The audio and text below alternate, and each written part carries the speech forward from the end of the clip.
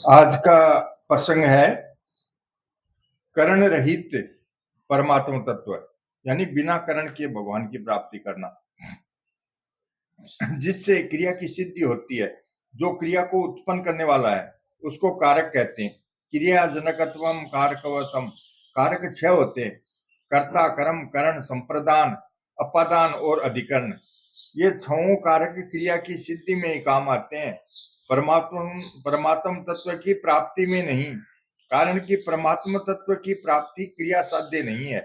सभी कारक प्रकृति में है और प्रकृति के कार्य हैं, परंतु परमात्म तत्व प्रकृति से अतीत है।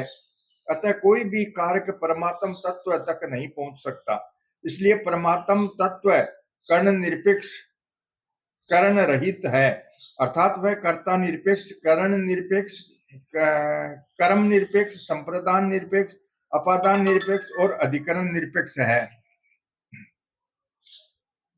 शंका होती है कि जब परमात्म तत्व सभी कारकों से निरपेक्ष है तो फिर उसको केवल कर्ण निरपेक्ष कहने का क्या मतलब है।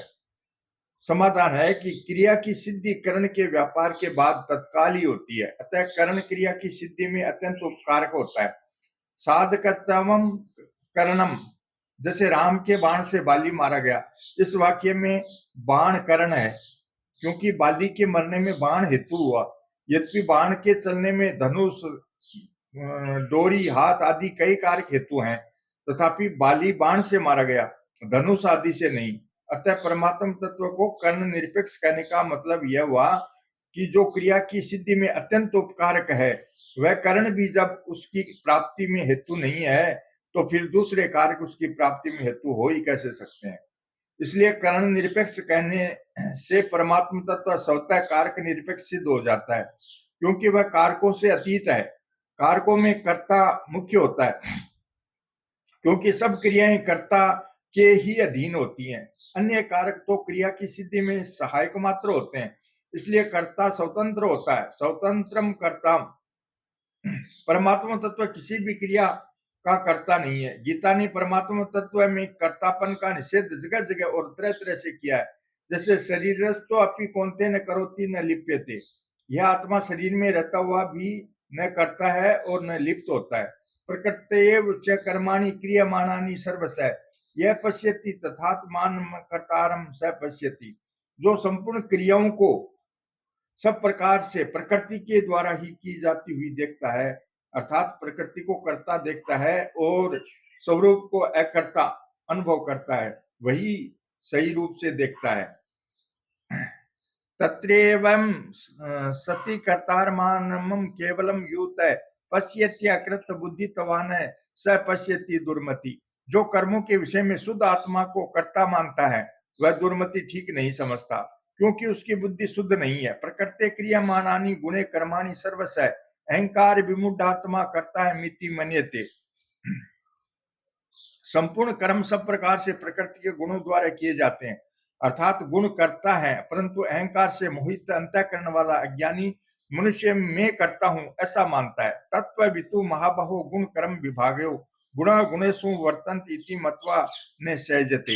हे महाबाहु, गुण विभाग और कर्म विभाग को तत्व से जानने वाला मनुष्य महापुराण संपूर्ण गुण ही गुणों में बरत रहे हैं ऐसा मानकर उनमें आसक्त नहीं होता। नान्यम गुणेभ्य कर्तारम यदा दृष्टानुपश्यति गुणेभ्यश्च परम वेति मद भावम सो अधिगच्छति। जब विवेकी विचार कुशल मनुष्य तीनों गुणों के सिवाय अन्य किसी को कर्ता नहीं देखता और अपने को गुणों से पर सर्वथा निर्लिप्त अनुभव करता है, तब वह मेरे स्वरूप को प्राप्त हो जाता है। इंद्रियाणि इंद्रियार्थेषु वर्तन्ते, संपूर्ण इंद्रियां ही इंद्रियों के विषयों में वर्त रही हैं, अर्थात इंद्रियां कर्ता हैं। नेव किंचित करोमीति युक्तो मन्यते तत्ववित्, तत्व को जानने वाला सांख्य योगी मैं स्वयं कुछ भी नहीं करता हूं ऐसा माने, अर्थात अनुभव करें। इस प्रकार कहीं कहीं प्रकृति को, कहीं गुणों को और कहीं इंद्रियों को कर्ता कहने का मतलब यह है कि परमात्मा तत्व में कर्तृत्व नहीं है। कृतत्व भोक्तत्व संसार का स्वरूप है। जब परमात्म तत्व करता ही नहीं है तो फिर अन्य कारक वहां तक पहुंच ही कैसे सकते हैं। अतः उसकी प्राप्ति कर्ण के द्वारा नहीं होती, प्रत्युत कर्ण के संबंध विच्छेद से होती है। उपनिषद में आया है, न तत्र चक्षुर गच्छन्ति न वागच्छन्ति नो मने।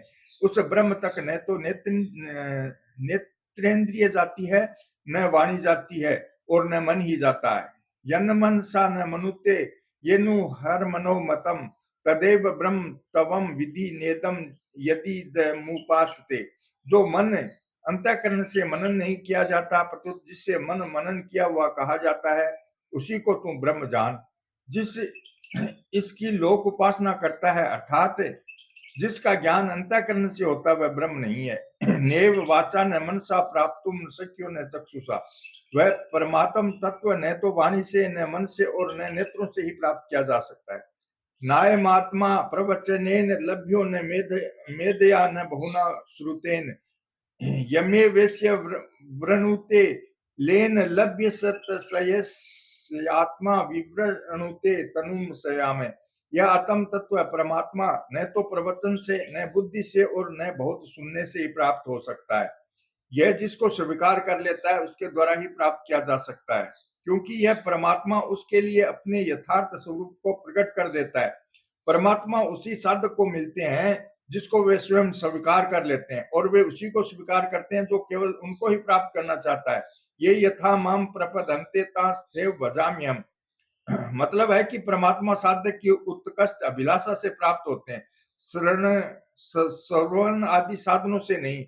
शांकर भाष्य में आया है, यमेव परमात्मा ने वेश्य विद्वान वर्ण ते प्राप्तुमिच्छति तेन वर्णे नेस परमात्मा लभ्यो नायेन साधनांतरेण नित्य लब्ध स्वभावत्वात् है।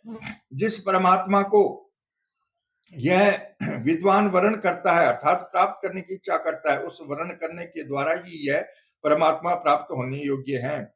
नित्य प्राप्त स्वरूप होने के कारण यह परमात्मा किसी अन्य साधन से प्राप्त नहीं हो सकता। गीता में आया है, श्रुत्वापयेनम वेद न चैव कश्चित्। इसको सुनकर भी कोई नहीं जानता। मतलब है कि जैसे संसार में सुनने मात्र से शादी ब्याह नहीं होता, प्रत्युत स्त्री और पुरुष एक दूसरे को पति पत्नी रूप से स्वीकार करते हैं, तब विवाह होता है। ऐसे ही सुनने मात्र से परमात्म तत्व को कोई भी नहीं जान सकता, परंतु सुनने के बाद जब खुद उनको स्वीकार करेगा अथवा उसमें स्थित होगा, तब स्वयं से उसको जानेगा। अतः सुनने मात्र से मनुष्य ज्ञान की बातें सीख सकता है, सुना सकता है, लिख सकता है, पर अनुभव नहीं कर सकता। मैं हूं, इस तरह अपने होनेपन का जो अनुभव होता है, यह किसी कारण से नहीं होता।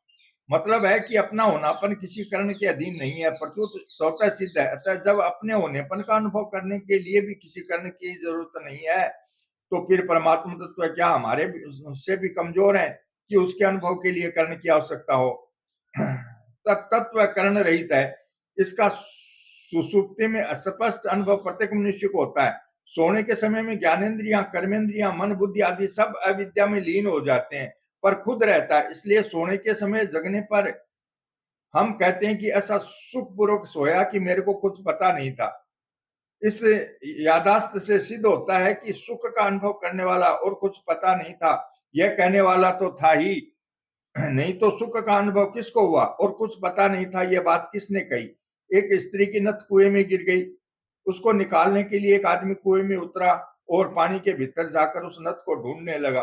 ढूंढते ढूंढते वह नथ उसके हाथ लग गई, तो उसको बड़ी प्रसन्नता हुई, परंतु उस समय वह कुछ बोल नहीं सका, क्योंकि वाणी अग्नि और जल का आपस में विरोध है। जल से बाहर आने पर ही वह बोल सका कि नथ मिल गई। ऐसे ही सोने के समय में कर्णों के लीन होने पर मनुष्य सुख का अनुभव तो करता है, पर उसको बता नहीं सकता, व्यक्त नहीं कर सकता, क्योंकि बोलने का साधन नहीं रहा। सोने के समय जगने पर ही उसको सोने के सुख की यादाश्त होती है। समृद्धि अनुभवजन्य होती है। अनुभवजन्यम ज्ञानम समृद्धि। इस प्रकार सोने में कर्णों के अभाव का अनुभव तो सबको होता है, पर अपने अभाव का अनुभव किसी को कभी नहीं होता। कर्ण हमारे बिना नहीं रह सकते, पर हम स्वयं कर्णों के बिना रह सकते हैं और रहते हैं। सता मात्र, चिन्मयता मात्र हमारा स्वरूप है। इस नित्य सता को किसी की अपेक्षा नहीं है, परंतु सता की अपेक्षा सबको है। अतः सता का बोध कर्णों के द्वारा नहीं होता, प्रत्युत कर्णों के संबंध विच्छेद से होता है। एक मार्मिक बात है कि सांसारिक वस्तुओं की प्राप्ति जिस रीति से होती है, उस रीति से परमात्मा की प्राप्ति नहीं होती। संसार का कोई भी काम कर्ण के बिना नहीं होता, जो भी काम होता है वह कर्ण से ही होता है। कारण कि अप्राप्त सांसारिक वस्तुओं की प्राप्ति तो क्रिया से होती है, पर नित्य प्राप्त परमात्म तत्व की प्राप्ति क्रिया से नहीं होती। ना सत्य कृत कृतेन, क्योंकि वह क्रिया से अतीत तत्व है, अतः उसकी प्राप्ति के लिए कर्ण की आवश्यकता नहीं है। जैसे कंठी गले में है और गला कंठी में है, पर वहम हो गया कि कंठी खो गई, तो इस वहम अज्ञान को मिटाने के लिए किसी कर्ण की जरूरत नहीं है, प्रत्युत ज्ञान की जरूरत है। ज्ञान कंठी को पैदा नहीं करता, प्रत्युत वहम मिटाता है। अतः किसी वस्तु को बनाने में, पैदा करने में तो कर्ण की जरूरत है, पर जो स्वतः सिद्ध पहले से ही विद्यमान है तत्व है, उसमें करने की क्या जरूरत है। खोया कहे सो बावरा, पाया कहे सो पूर, पाया खोया कुछ नहीं, जू का त्यों भरपूर। परमात्मा तत्व का अनुभव खुद को होता है, कर्ण को नहीं। अतः परमात्मा तत्व का अनुभव करने के लिए हम कर्ण की जितनी आवश्यकता मानेंगे, उतनी ही परमात्मा तत्व के अनुभव में देरी लगेगी। वास्तव में हमें नित्य प्राप्त तत्व की ही प्राप्ति करनी है और नित्य निवृत्त की ही निवृत्ति करनी है, नया कुछ नहीं करना है। अतः इसमें किसी कारण अर्थात क्रिया की अपेक्षा नहीं है। इसलिए गीता कहती है, आत्मे वात्मना तुष्ट है, अपने आप से अपने आप में ही संतुष्ट रहना। यस यस तवातम रतिरेव स्यादातम तृप्तस्य मानव आत्म नएव न संतुष्ट तस्य कार्य न विद्यते। जो मनुष्य अपने आप में ही रमण करने वाला तथा अपने आप में ही तृप्त एवं अपने आप में ही संतुष्ट है, उसके लिए कोई कर्तव्य नहीं है। उदरे दातम नात्मानम,